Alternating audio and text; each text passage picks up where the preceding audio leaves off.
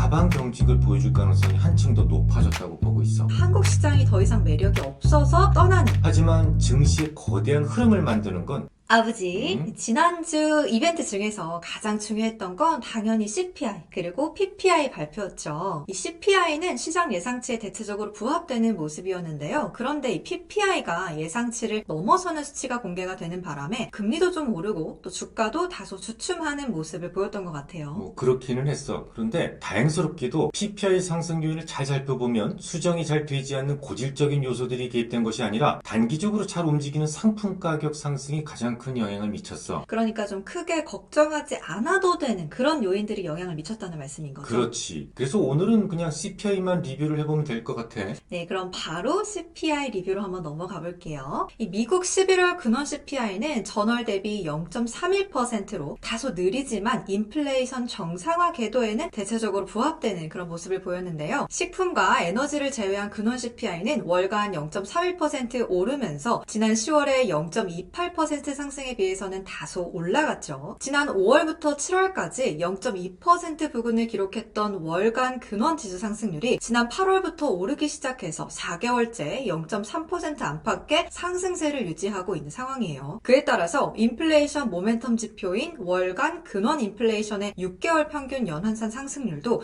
2.9%로 반등했어요. 그런데 오로지 미국에서만 그런 현상이 나타나고 있는 것은 아니야. 다른 곳에서도 디스인플레이션의 지연이 관찰되고 있는데 11월 한국의 CPI는 어땠어? 전년 동기 대비 지난달 1.3%였던 것이 1.5%로 상승했었고 일본은 1.8%였던 것이 2.6%로 유로존은 2%였던 것이 2.3%로 상승했잖아. 이 대다수의 국가들에게서 아직은 좀 인플레이션 목표에 도달하기 위해서 조금 더 시간이 좀 필요하다 이렇게 보여지고 있는 것 같아요. 그렇지. 그런데 뭐 이 정도의 경로는 이미 시장에서 인지하고 있었던 수준이잖아. 인플레이션 정상화 궤도 이탈 위험이 제한적이다라고 생각하기 때문에 주가는 CPI 발표 당일 상승으로 마감된 거였어. 11월 인플레이션은 서비스보다는 상품이 주로 주도했어. 아까도 말했지만 그나마 좀 다행이었지. 주거비와 같은 고질적인 그런 요소들로 인한 물가 상승이 아니었으니까.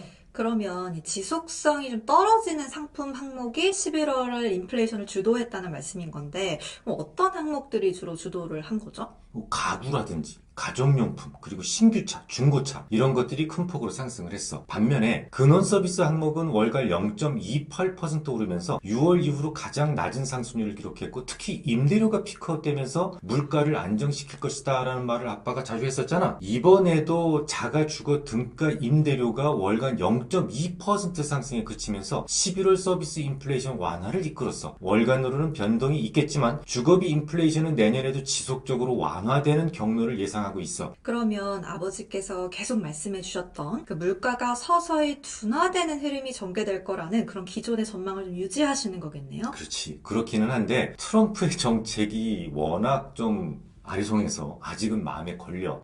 뭐라 확정적으로 말해줄 수는 없겠지만 현재 3.3%인 전년 동기 대비 근원 CPI는 내년 말까지 대략 2%대 혹은 그 후반 수준까지는 둔화되지 않을까라고 생각하고 있어. 물론 미국의 인플레이션은 주요국 대비 높게 유지되고 있긴 하지만 견조한 소비 지출이 이어지면서 미국 기업들의 가격 결정력은 크게 악화되지 않고 지지받고 있는 모습이잖아. 그래서 미국의 정책 금리는 주요국 중에서 가장 높은 수준으로 유지 중이기도 하고 또 앞으로도 당분간 그럴 가능성이 높다고 보고 있어. 주요국 대비 상대적으로 덜 완화적인 미국의 정책 환경이 당분간 이어질 가능성이 크다는 점은 최근의 강달러 현상이라든지 여타 국가 대비 하방 경직적인 미국 시장 금리가 대변해주고 있다고 볼 수가 있겠지. 하지만 인플레이션을 감안한 통화정책의 완화 강도를 주요국과 비교해보면 미국이 상대적으로 제약적인 편에 속해. 최근에 월 근원 인플레이션을 기반으로 산출한 실질 정책 금리를 보면 주요 선진국 중 영국 다음으로 미국이 또 가장 높다고 하더라고요. 그래. 그래서 물가가 다소 좀 높게 나왔다고 하더라도 주요국 대비 긴축적인 정책 수위를 감안할 때 내년에도 중립 수준을 향한 통화 정책의 완화 기조는 느리게라도 계속 이어질 것이다 라고 예상하고 있는 거야. 그 느리게라도라는 말씀은 본격적으로 이 트럼프 정부가 들어서게 되면 아무래도 통화 정책 완화 속도에 좀 큰 영향을 줄 수가 있어서 그렇게 말씀을 하신 거죠. 바로 그거야. 이 관세라든지 이 이민 정책 변화에 따른 인플레이션 경로의 불확실성이 커지고 있어서 그래. 아마도 연준의 통화 완화 속도는 예전보다는 좀 다소 늦춰질 가능성이 높다라고 보고 있어. 완화 기조 자체는 이어가겠지만 트럼프가 워낙 강하게 밀어붙이고 있는 정책들로 미루어 봤을 때 다시 인플레이션이 치솟을 가능성이 보여지기 때문에 생각했던 것보다는 완화 속도가 조금 더 느려질 수 있다. 그런 말씀인 거네요. 그렇지. 자, 그럼 이어서 한국 증시를 잠시 볼게요. 12월 들어서 개인 투자자들이 약 2조 9천억 원을 순매도했는데요. 반면에 기관 투자자들은 프로그램 매수 약 8,700억 원을 포함해서 3조 1천억 원을 순매수했어요. 외국인들은 현물에서는 중립 수준이었지만 선물 시장에서는 2조 2천억 원을 순매수했죠. 이 개인들이 주로 매도했고 기관과 외인들은 주로 매수했네요. 증시에 말이다 이런 격언이 있는데 이수도 들어봤는지 모르겠어. 개인 투자자들에게서 이 팔기 싫을 때 파는 흐름이 나타나면 거기가 바닥이고 사기 싫을 때 사는 흐름이 나타나면 꼭지다라는. 그러니까 팔 때가 아니라고 생각은 하지만 공포나 어떤 두려움에 팔았을 때가 바닥이고 살 때는 아니라고 생각을 하지만 좀 휩쓸려서 사는 흐름 그런 게 보여지면 그게 꼭지다라는 말씀인 거죠. 그렇지. 아무튼 그런 격언이 있는데 아무튼 이 밸류에이션상 바닥에 근접하고 있음에도 불구하고 개인 투자자들은 견디지 못하고 12월 들어서 적지 않은 물량을 매도하는 흐름을 보였단 말이야. 앞으로도 주가는 그래서 추가 하락보다는 하방 경직을 보여줄 가능성이 한층 더 높아졌다고 보고 있어. 코스피 전반의 상황을 말씀을 하시는 건가요? 그렇지. 이 반등이라는 말을 내가 쓰지 않고 하방 경직이라는 말을 쓴 이유는 이 삼성전자 그리고 자동차 때문이야. 우리 방송에서 여러 번 거론했었지만 삼성전자는 아직도 앞이 보이지 않는 상황이잖아. 오죽하면 TSMC 회장이 삼성의 기술력이 문제가 있다면서 이 그들과 협력할 생각이 아직은 없다고 했겠니? 그러니까 외국인들도 다른 종목은 좀 사더라도 삼성전자는 좀 계속 팔고 있더라고요. 그래. 이 자동차도 테슬라나 중국 차들한테 계속해서 잠식 당하고 있는 상황이기도 하고요. 그래. 그러니까 우리나라를 대표하는 이 양대 산맥이 시원치 않으니까 아무리 딥밸류 상황이라도 반전을 기대하기는 쉽지는 않은 거야. 그나마 자사주 매수 재료가 하방 경직을 만들고 있을 뿐이지. 근데 이 하방 경직을 보여줄 수 있다고는 하지만 사실 지금 상황이 한국 시장이 더 이상 매력이 없어서 떠나는 그런 개인 투자자들이 정말 많아지고 있는 상황이잖아요. 근데 그거에 대해서는 어떻게 생각을 하시는지?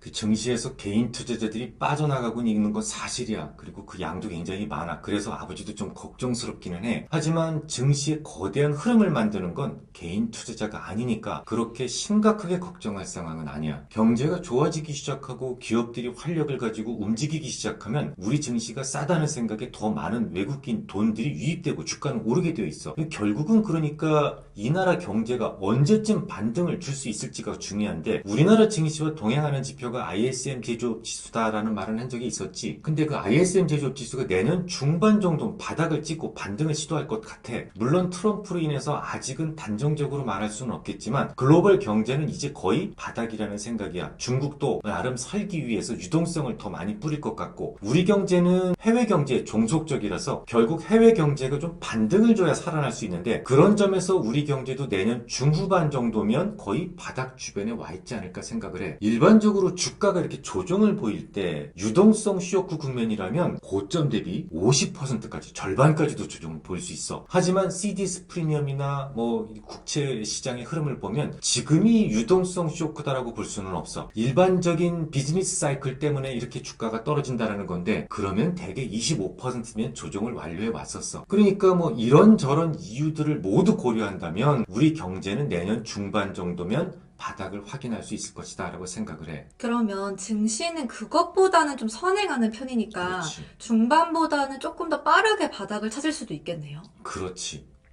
자, 그럼 이어서 이번 주에 예정이 되어 있는 이벤트를 한번 살펴볼게요. 우선 12월 16일 발표 예정인 중국의 실물 지표는 긍정적인 변화가 예상이 되고 있는데요. 11월 소매 판매가 전년 동기 대비 5% 증가로 개선되면서 소비 모멘텀 개선세가 지속되고 있기 때문이죠. 특히 2023년 하반기부터 본격화된 그 경기 부양 정책이 내년 상반기까지도 계속해서 유지될 전망인데 이로 인해서 광공업 생산이라든지 제조업 회복세가 뚜렷하게 드러나면서 경기 개선에 기여할 것이다라고 전망하고 있어. 그 다음 날인 12월 17일 발표 예정인 미국의 11월 소매 판매는 전월 대비 0.5% 증가가 예상이 되는데요. 연말 소비 시즌을 앞두고 있다는 점 또한 소매 판매 호조로 작용할 공산이 크고요. 또 월 평균 유가가 지난 10월 대비 11월에는 마이너스 3.3% 하락했기 때문에 자동차 및 주유소를 제외한 소매 판매의 개선이 좀 부각될 거다라고 판단이 되고 있어요. 그냥 예상대로만 좀 숫자가 나와준다면 매우 견고한 소비 모멘텀이 지속되고 있다는 것을 재차 확인할 수 있을 텐데, 얼마 전에 발표됐던 미국 컨퍼런스 보드의 소비자 기대 지수는 노동시장, 주식시장, 디스인플레이션에 대한 낙관론에 힘입어서 111.7을 기록했었잖아. 지난달에 기록했던 109.6 대비 개선되었다는 점을 감안했을 때 실망스러운 수치가 발표될 가능성은 크지 않다고 보고 있어. 또 그 다음 날인 18일에는 12월 FOMC 회의가 예정이 되어 있는데요. 기준금리 25bp 인하는 사실 이미 기정사실이나 마찬가지인 상황이죠. 현재 선물시장에서 관찰되는 4.75에서 4.5%로 25bp 인하될 확률이 98%인 수준이에요. 그러니까 기정사실화된 금리 결정보다는 함께 공개될 점도표에서 확인될 내년 연준의 정책 강도 조정폭에 더 주목해보면 좋겠지. 최근 연준 인사들에 잇따른 금리 인하 속도 조절 발언 등을 고려해보면 점도표 상향 조절은 거의 불가피해 보여. 때문에 중요한 건 이 얼마나 조정이 될지의 여부가 아닐까 생각이 되는데요. 현재 2025년에 얼마나 금리를 내릴 수 있을지에 대한 시장과 연준 간의 괴리폭은 대략 50bp 정도라고 해요. 시카고 상품거래소 페드워치에 따르면 2025년 연말 기준금리가 4%로 종료될 확률이 71%로 가장 높은 상황인데요. 이건 곧 내년 50bp 금리 인하를 예상을 하고 있다는 말이 되죠. 하지만 지난 9월에 FOMC 점도표에서 확인된 연준의 25년 예상 기준금리 인하폭은 100bp 수준이었어요. 현재로서 100bp는 좀 무리가 있어 보여서 연준이 조정을 하지 않을까 이렇게 생각이 되는데요. 당연히 조정이 되긴 할 텐데 시장 생각과 같은 50베이스 포인트로 낮아진다고 하더라도 시장에는 큰 영향을 미치지는 않을 것으로 보여. 일단 양적 긴축을 조기 종료할 가능성이 높아졌고, 현재 기준금리 범위 하단보다 5bp 높게 설정된 영래포 금리를 5bp 인하하는 방안이 최근에 논의되기도 했었잖아. 그러니까 기준금리 인하 속도가 생각했던 것보다 좀 다소 느려지더라도 그 실망감을 상쇄시켜줄 만한 조치들이 좀 있는 상황이다라는 말씀인 거네요. 그렇지. 시장에 부정적인 영향을 미치는 것을 어느 정도 차단시켜줄 수 있을 것이다 라고 보고 있어. 그리고 연준의 경제 전망, SEP라고 그러는데 여기에도 주목해볼 필요가 있을 거야. 특히 12월 SEP에서는 트럼프가 광범위한 관세 인상, 대규모 이민자 추방, 세금 감면 이런 것들을 공언해 왔었기 때문에 이를 어디까지 반영할 것인지가 핵심인데, 지난 2016년도도 그런 적이 있었지. 11월 달에 트럼프 당선 이후에 연준은 12월 점도표에서 2017년부터 2019년도 기말까지의 기준금리 전망을 각각 25베이스 포인트씩 상향 조절한 적이 있었어. 그러니까 이번에도 그러면 트럼프로 인해서 중립금리 수준을 높일 것인지, 만약 그렇다면 얼마나 높일 것인지 등에 대해서 관심을 가져서 볼 필요가 있겠네요. 그렇지. 이어서 19일에는 일본의 12월 금정위가 예정이 되어 있어요. 12월 들어서 BOJ의 금리 인상 기대가 반영이 됐었고, 또 그로 인해서 엔화 강세가 두드러졌었죠. 금리 인상이 어느 정도 반영이 되었다고 볼 수 있는데, 실제로 일본 가계 고물가 인식의 한 요인으로 엔화 약세가 그동안 꼽히고 있었다는 점에서 빠르면 12월, 조금 늦어지더라도 1월에는 금리 인상이 단행될 가능성이 높다고 보고 있어. 근데 그럼 엔화가 원화 대비 강세를 보일 경우에는 일본과 경쟁을 하고 있는 업종들에게는 좀 호재가 될 수 있다, 이렇게 봐도 되는 걸까요? 그렇지. 그렇지만 엔화 강세가 너무 급진적으로 진행될 경우에는 지난 8월과 같은 엔캐리 트레이드 청산 문제가 발생할 수 있을 거야. 그래서 엔화는 가급적 천천히 오르는 것이 우리에게는 가장 바람직스러운 모습이 되겠지.